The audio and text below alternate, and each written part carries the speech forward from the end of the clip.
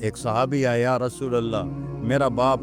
جو میں کماتا ہوں اس کو بھی خرچ کر دیتا ہے، جو بیٹا الگ کمائے تو وہ باپ کو اجازت نہیں ہے۔ تو آپ نے کہا بلاؤ اس کو۔ جب اسے پتہ چلا کہ میرے بیٹے نے میری شکایت کی ہے تو عرب شاعر لوگ تھے،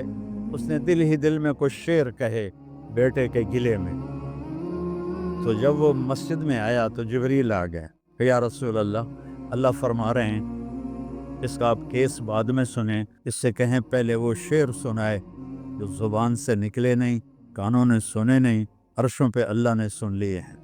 تو آپ نے جب اس سے پوچھا، کہنے لگا اشہد انک رسول اللہ، یا رسول اللہ میں گواہی دیتا ہوں آپ اللہ کے رسول ہیں۔ اللہ کی قسم کچھ دکھ بھرے جذبات نے الفاظ کا روپ دھارا،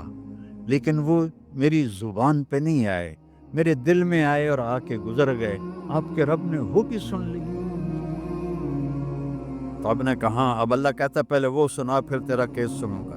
تو نے کہا جی میں نے کہا تھا بیٹا جب تو پیدا ہوا تو میں نے اپنے لیے جینا چھوڑ دیا، ہر باپ یہی کرتا ہے، بیٹا جب تو پیدا ہوا تو میں نے اپنے لیے جینا چھوڑ دیا،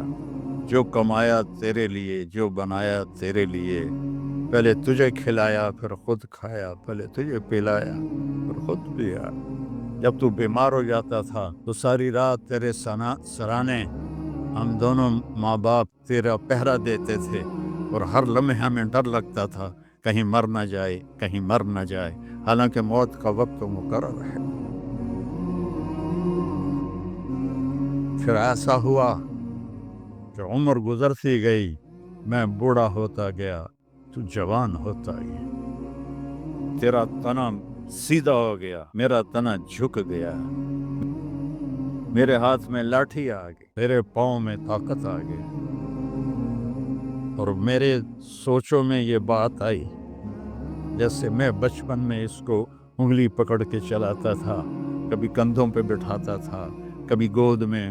اور اس کے لیے ساری رات میں مزدوری کرتا تھا۔ پوچھو جو یہاں قبروں میں پڑے ہوئے ہیں تمہارے ماں باپ کہ انہوں نے کتنے دھکے کھائے یہاں، لیکن ایک دم میں نے کیا دیکھا کہ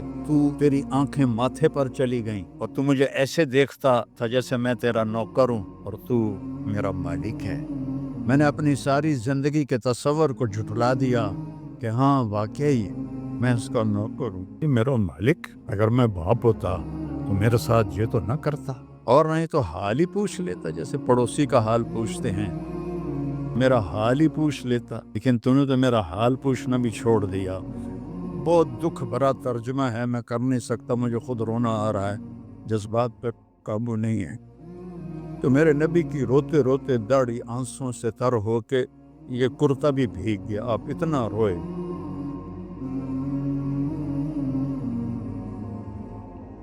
جب وہ خاموش ہوا تو آپ نے اس کے گریبان کو پکڑا، کہا اٹھ اور دفع ہو جا